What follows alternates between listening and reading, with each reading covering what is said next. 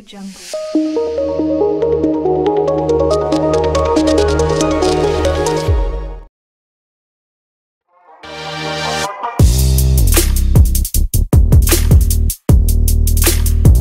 Hai sahabat Radar Kudus, dimanapun kalian berada, ketemu lagi sama saya Mala Kamila di acara Radar Kudus TV. Nah, kali ini saya berada di Rembang dan bertemu dengan Ki Sigit Arianto, dalang di Kabupaten Rembang. Selamat sore. Sore Mbak. Oke, ya.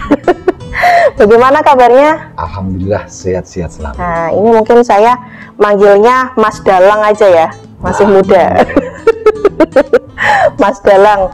Nah, kali ini kita akan berbincang-bincang terkait kedekatan Mas Dalang dengan Ki Anom Supeti. Nah, bisa mungkin diceritakan bagaimana kedekatan jenengan dengan Pak Bekti sama keluarganya. Ya, saya dengan keluarga Pak Bekti sangat dekat karena sewaktu saya lulus kuliah itu yang mencarikan job-job di Rembang itu juga awalnya dari Pak Bekti. Oh gitu? Iya, gitu lah.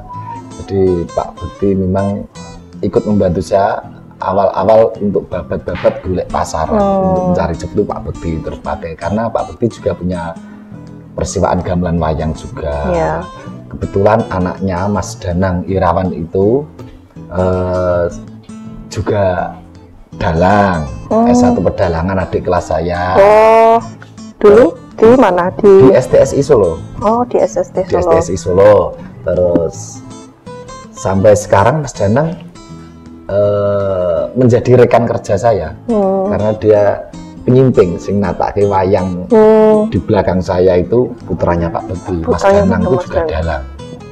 Kalau misalnya ada pentas wayang siang dan malam itu yang siang sering Mas Danang dibantu ya. Iya, saya yang malam nanti Mas Danang yang nyepake wayang. Lakon iki, wayang iki semuanya yang menyiapkan Mas Danang. Maka ketika ada berita seperti kemarin ya saya dan keluarga besar Cakraningrat ikut terpukul dan berbelasungkawa karena selain Mas Danang kehilangan ayahnya juga kehilangan putrinya Dik Galuh itu. Sangat dekat. Jadi memang sejak awal ya, itu tahun berapa kalau boleh tahu? Awal-awal merintis ya itu?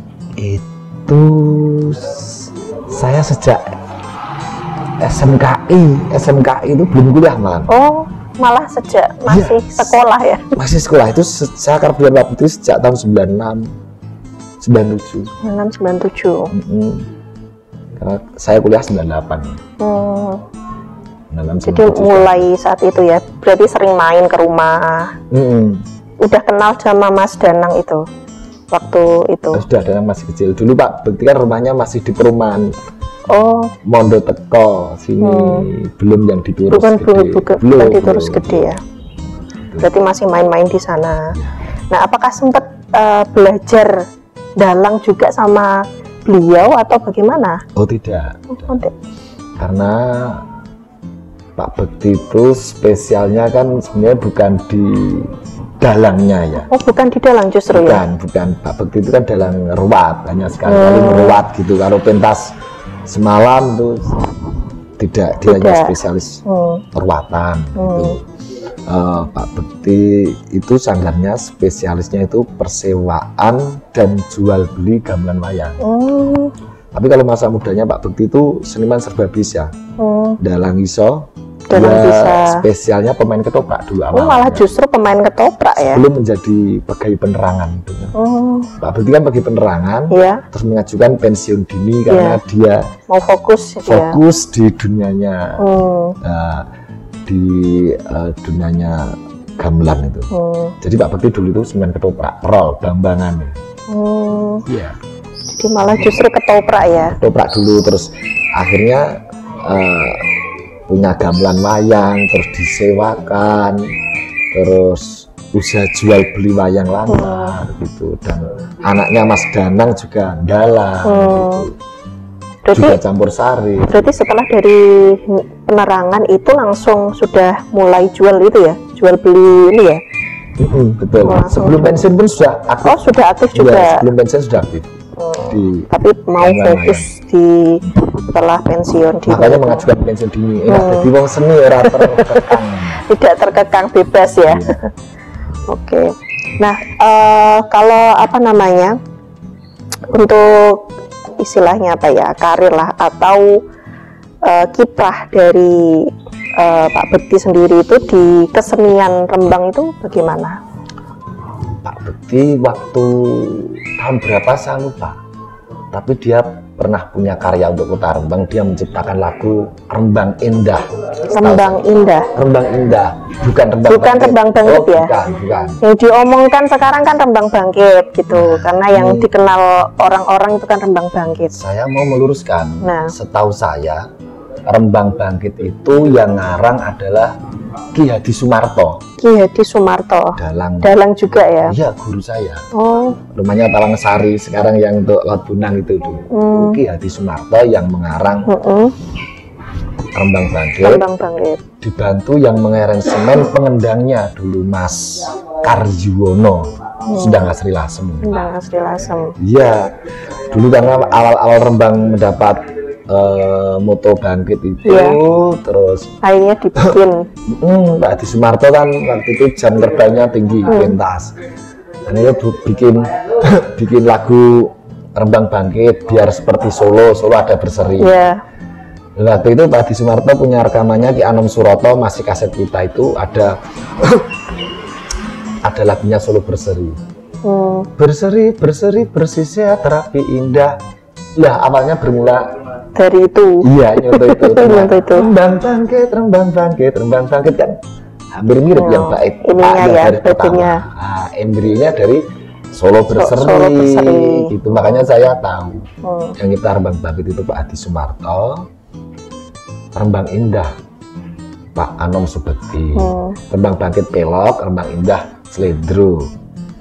Kalau mungkin ketika proses tersebut Pak Marto, Mas Yuneren Semen, ada dialog dengan Pak Bekti dan Pak Bekti memberi mungkin masukan atau apa gitu. Saya juga nggak tahu kalau itu. Nggak tahu kalau itu. Ada yang bilang begitu, tapi kalau dilihat dari mungkin entah itu di YouTube atau orang-orang sekitarnya itu juga belum jelas gitu loh. Artinya yang jelas itu tadi Himarto ya yang membikin itu. Ki Hadi Sumarto. Yang rekaman pertama disiarkan radio RSPD Rembang itu juga. Dulu kerawitannya Ki Hadi Sumarto. Sindennya Ki Hadi Sumarto, penggeraknya Ki Hadi Sumarto, terus pengirimnya masih almarhum Pak Darko juga itu. Biasanya itu di apa namanya? Dipentaskan waktu kapan? Ulang tahun atau kalau lagu Rembang Bangkit? Iya. Kalau di layangan tergantung event nih, tergantung jalan ini di instansi dipentaskan. Tapi kan dulu lagu tersebut direkod RSPD terus disiarkan setiap pagi mau berita. Oh gitu. Pokoknya ada itu. Dimulai dari itu. Rembang Bangkit dulu. Nah, kalau Rembang Bait seperti itu. Kalau Rembang Indah itu apakah baitnya atau nadanya ada yang mirip-mirip dengan Rembang Bangkit? Tidak, berbeda sekali Mbak. Sangat berbeda sekali. Karena Rembang Indah Pak Bekti itu larasnya Slendro.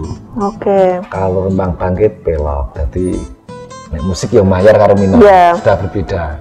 Tapi untuk lirik, untuk apa namanya, mungkin ininya loh, ada kemiripan gitu nggak? Kalau ada. Sama sekali nggak ada ya? Ingat saya tuh baris pertama. Tahu nadanya nggak? Tahu liriknya enggak? Pancen nyoto becik endai kutha Rembang dalan becik resik. Neno saya sudah lupa itu. Karena mengapa kok lupa? Lama tidak disiarkan radio. Iya benar. Yang kedua, saya juga nggak pernah nyetel radio. Yang ketiga, aku orang di radio. Dulu nggak ada radio. Tapi masih filenya saya yakin di RSPD Rembang masih ada ya. Nah, itu perlu kita cari. Dan yang ngover lagu Rembang Bangkit itu ada yang salah loh itu nadanya.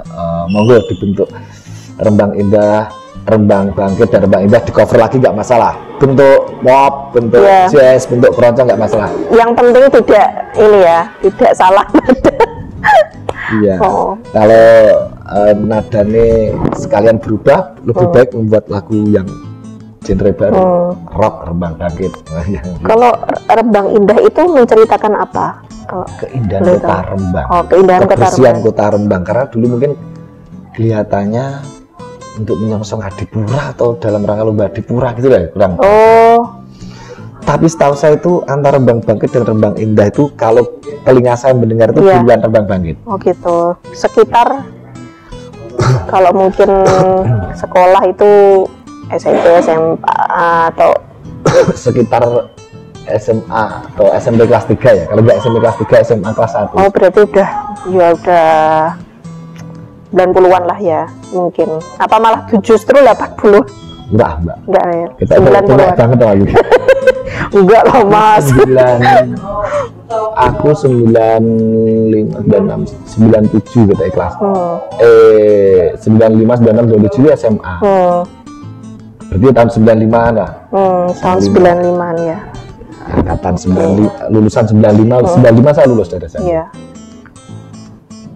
Mungkin kalau selain mungkin membuat lagu, apalagi yang mungkin dilakukan sama Pak Anam Subekti itu untuk kesenian, misalnya kayak mungkin mengadakan kelas atau memberikan pelajaran mungkin. Itu rumahnya Sanggarnya Angkowijo itu ya digelar gamelan, bebas siapapun bisa berlatih karawitan, tidak bayar di situ ya. Di situ.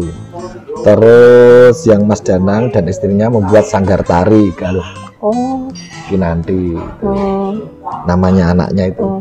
Sanggar tari di tempatnya Mbak Jessi dan Mas Danang. Kalau kerawitan dan pedalangan di tempatnya Pak Anam Subekti. Jadi itu free ya berarti setiap hari atau mungkin waktu weekend aja gitu? Tidak pasti jadwalnya. Oh, tidak pasti jadwalnya. Tergantung misalnya ada grup bapak-bapak dari desa mana, Pak saya ingin latihan kerawitan di monggo silahkan. Bisa saja. Kalau dulu itu pernah rutin tiap malam minggu ada latihan kerawitan. Ada latihan itu. Pernah. Tapi mungkin beberapa tahun belakang ini ya, latihannya waktu kalau ada apa ngomong sama Pak Bekti silahkan gitu, maksudnya nggak tentu setiap hari ini. Luas jamnya tidak terjadwal secara. Sering main juga ke sanggar jenengan? Jarang. Oh jarang ya? Kalau saya seringnya mah ke tempatnya Mas Danang. Oh ke tempatnya Mas Danang. Nah tapi orang Rembang tahu karakter Pak Bekti. Makanya sama heran mengapa kok ada peristiwa seperti ini. Padahal wongnya ya pena. Iya. Gitu. Sungguh disayangkan juga sih. Ya. Nah kalau apa namanya, mungkin kan kedekatan juga sama keluarga besar ya, nggak hanya apa namanya Pak Anam Subekti aja ya. Ada mungkin kisah atau entah obrolan apa yang diingat gitu, atau petuah apa, kisah apa yang diingat gitu, mungkin lestarikan apa namanya wayang di Rembang atau apa gitu. Berarti itu dulu waktu awal-awal tuh memberi petuah ojo golek jenang, sik ning golek jeneng. Ojo golek jenang tapi golek ojeng. Iya, jadi ketika pentas-pentas awal mbok kuwi dibayar piro sik budal. Sing penting untuk promo diri. Kamu harus kendel promo sik iki. Nek wis promo masyarakat seneng nanti kamu untuk jenang. Jenang iki ibaratnya ya bayaran wis, jenang bayaran. Pokoknya golek jeneng sing apik, cari kualitas dulu lah. Nanti efek ke belakangnya ada itu teringat itu dulu aku. Dan itu dilakukan ya? Dilakukan. Saya kan. Karena dulu itu banyak job saya yang mencarikan Pak Bekti itu. Di sekitar Rembang di atau Rembang. Sampai Rembang ya, sini ya. Oke. Terus ada lagi mungkin apa gitu? Semoga peristiwa yang terjadi keluarga besar Pak Bekti ini kasusnya segera terungkap dan keluarga diberi ketabahan, dan kita harus sadar memang ada kehidupan itu pasti ada kematian, dan ini semua sudah kehendak dari Allah.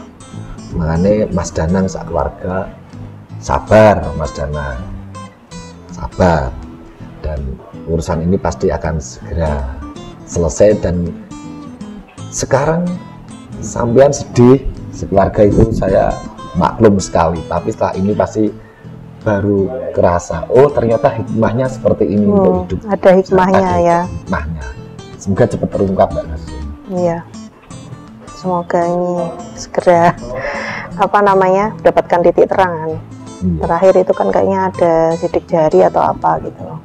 Semoga sih segera terungkap. Oke, mungkin cukup sekian perbincangan kita kali ini. Terima kasih atas waktunya Mas Dalang. Semoga kita juga diberi pemahaman seperti tadi kayak Rembang Bangkit yang orang-orang menyangka bahwa Pak Dalang seperti yang membikin, ternyata malah justru Rembang Indah ternyata yang dibikin. Nah, itu. Ini di channel Radar Kudus ya? Ya. Konco-konco segi channel, ojo lali subscribe. Ojo lali subscribe. Radar Kudus, mesane iso sithik. Subscribe. Ide anyar. Ya, terima kasih untuk subscribernya Mas Dalang. Jangan lupa ya nanti subscribe dan tonton video selengkapnya. Oke, terima kasih. Sampai jumpa di lain kesempatan. Matur nuwun.